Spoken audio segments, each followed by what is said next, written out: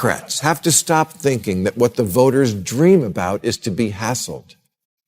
If you buy a shed at Costco, it comes with this warning. Warning, this product can expose you to wood dust. Wood dust.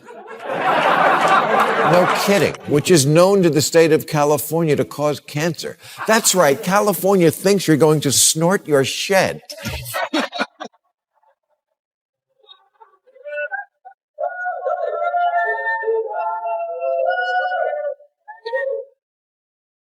I don't want to blow Pinocchio. I just want to put the lawnmower away. Barack Obama once said one of the biggest lessons he learned as president was there is no such thing as shovel-ready projects. Environmental impact statements used to be a few pages long.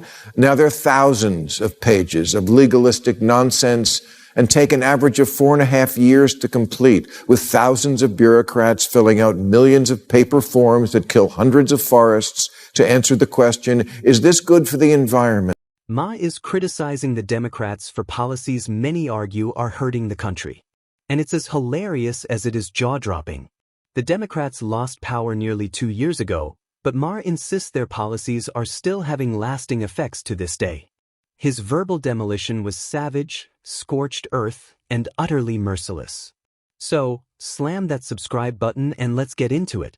California just passed a law requiring large retailers to have a non-gendered toy section. A non-gendered toy section? Isn't Ken enough?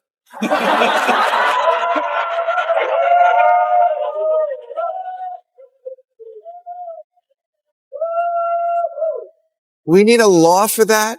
You have to inject yourselves into everything, from where you can throw a frisbee to who can braid hair?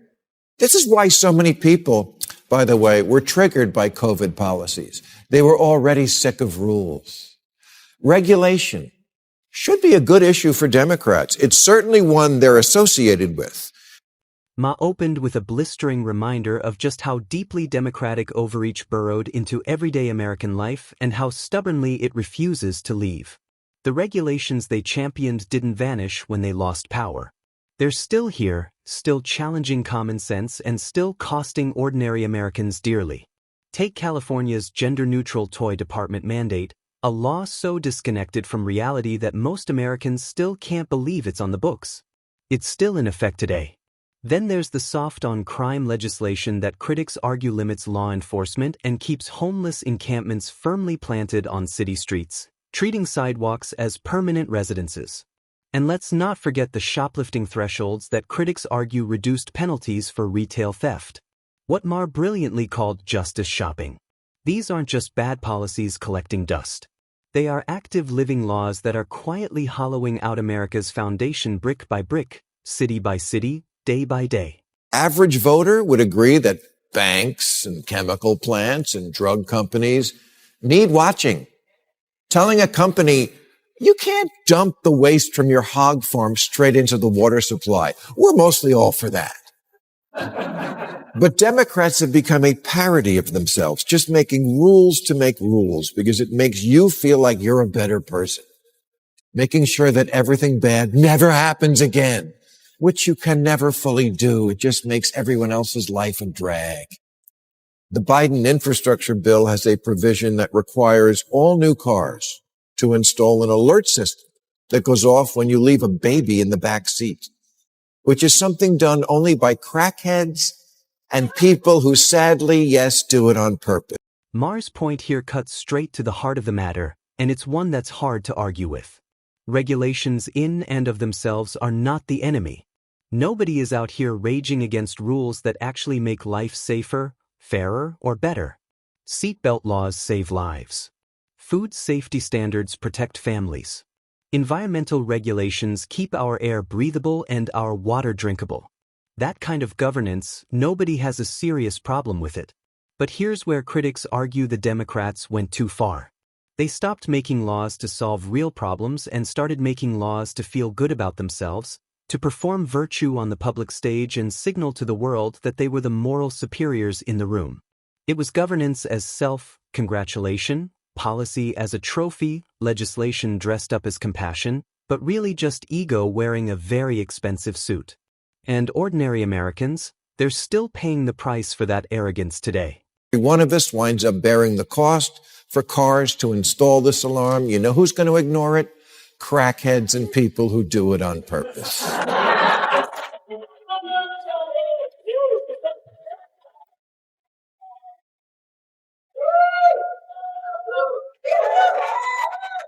A sensor light is not going to fix this problem, and Democrats no longer possess the common sense to understand that not every problem in the world can be fixed with a regulation.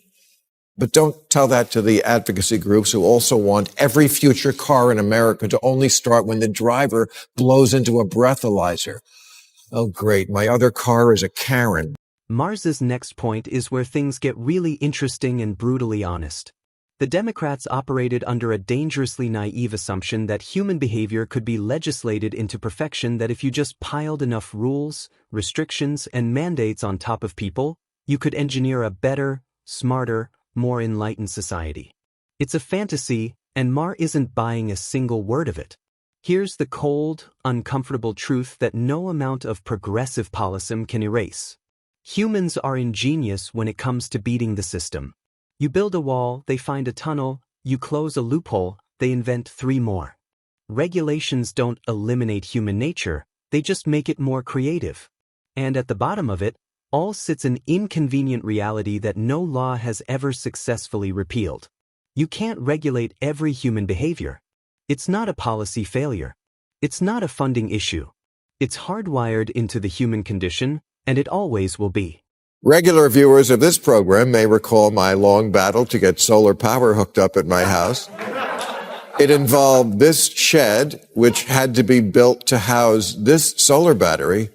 Yes, that battery needed a house to live in. And not just any house, one that had to follow the specifications of this chart. That's a real chart of the steps we had to go through to get this thing turned on. Ma didn't just make this argument from a distance. He made it personal. And that's what made it land so hard. He took his audience straight into his own backyard, quite literally, to illustrate just how suffocating regulatory overreach has become in everyday American life. Ma wanted to install solar panels on his home. A clean, forward-thinking decision that the very same regulators would probably applaud in a press conference. But when he actually tried to do it, the bureaucratic nightmare that followed was staggering. The cost ballooned.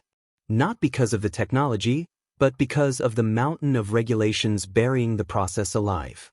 And this wasn't even his first rodeo with government red tape gone haywire. Ma recalled another maddening episode where he needed to replace his garage door, and was forced to pull no fewer than 5 separate permits just to get it done. 5 permits for a door. You genuinely cannot make this stuff up. Democrats have to stop thinking that what the voters dream about is to be hassled. If you buy a shed at Costco, it comes with this warning. Warning, this product can expose you to wood dust. Wood dust. No kidding, which is known to the state of California to cause cancer. That's right, California thinks you're going to snort your shed.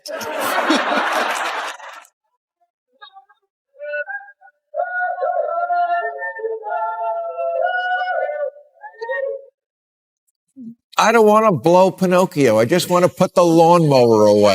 Ma then turned his spotlight on something so absurd it would be funny if it weren't so telling about the regulatory mindset that has taken root in California.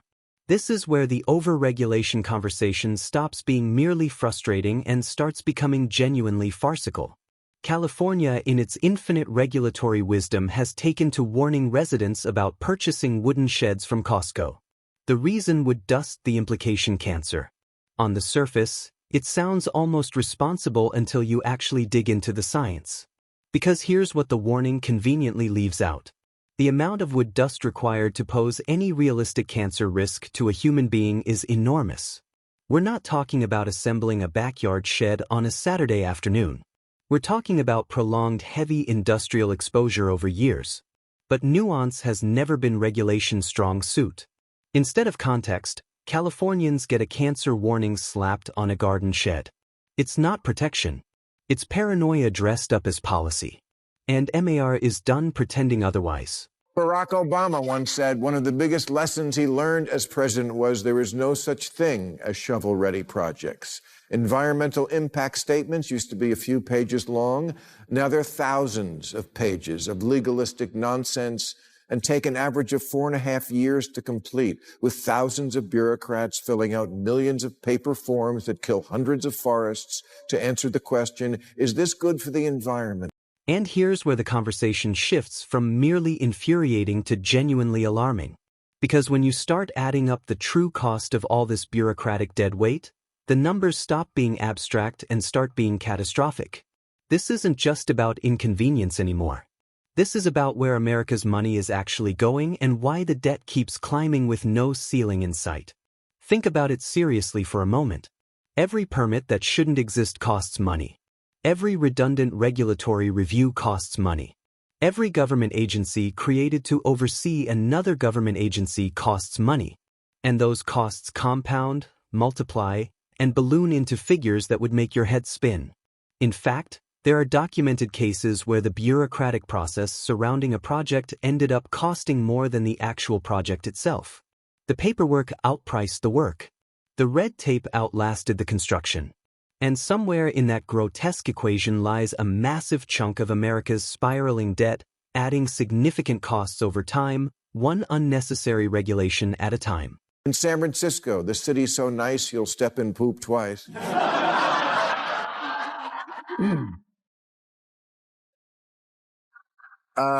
There's an area where homeless people were urinating and defecating, and it was starting to annoy the people breaking into cars.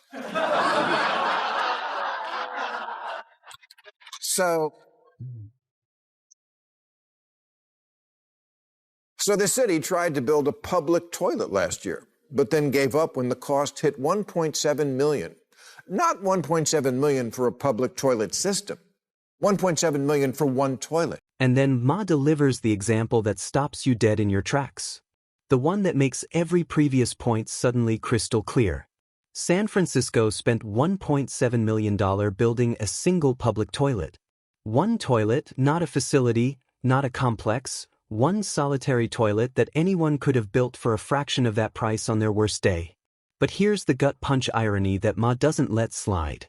The bureaucracy justifies its own existence by claiming it exists to prevent corruption, to keep contractors honest, ensure quality work, and protect public money, noble intentions on paper, catastrophic failure in practice. Because rather than eliminating corruption, the endless layers of process simply created more sophisticated hiding spots for it. More approvals mean more hands in the cookie jar. More oversight means more opportunities to game the system. The bureaucracy didn't kill corruption. It gave corruption a corner office and a 6-figure salary. And this wasn't some magic toilet that catches your phone when you drop it. So then a private company took pity on San Francisco and offered to build them their toilet for free. But after, quote, project management, construction management, architecture and engineering fees, permits, civic design review, surveys, contract preparation, and cost estimation, the free toilet was still going to cost almost $1 million. You know, if you tack on fees like that, you're not a city, you're an airline. And this is precisely where democratic governance stops being a political debate and starts being a lived, painful reality for millions of ordinary Californians. The chickens haven't just come home to roost. They've built a permanent residence, and California is footing the bill. Take the high-speed rail project, one of the most embarrassing infrastructure sagas in modern American history. Billions upon billions of dollars pumped in.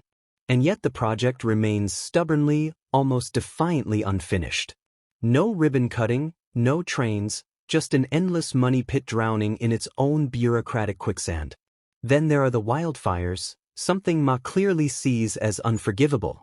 California burns with devastating regularity, reducing entire communities to ash and heartbreak. Yet the preventative measures that could dramatically reduce that destruction remain trapped in an approval process so lengthy, so labyrinthine, and so hopelessly tangled in red tape that by the time authorization arrives, the fires have already done their worst. Critics argue bureaucracy here isn't just inefficient, it can have serious consequences.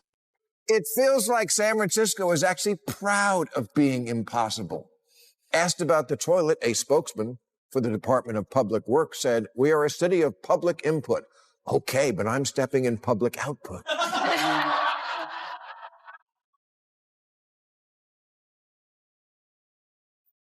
Meanwhile, the median time to get approval to build a house there is 627 days.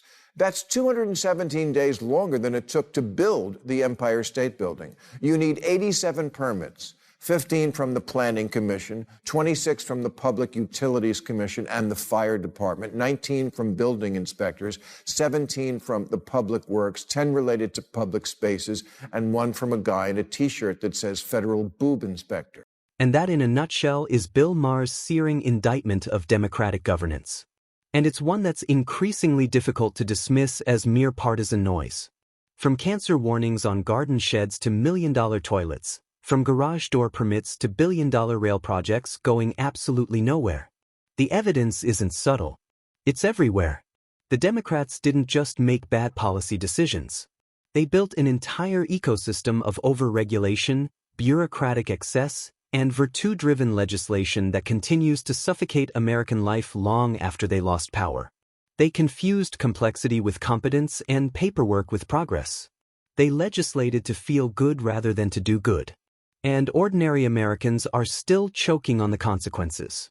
Maher's message cuts through the political noise with surgical precision. Sometimes the most patriotic thing you can do is call out the rot regardless of which side planted it.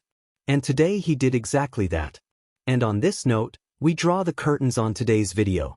If you enjoyed it, then hit the like button and subscribe to this channel for more videos like this. Thanks for watching, and I'll see you in the next.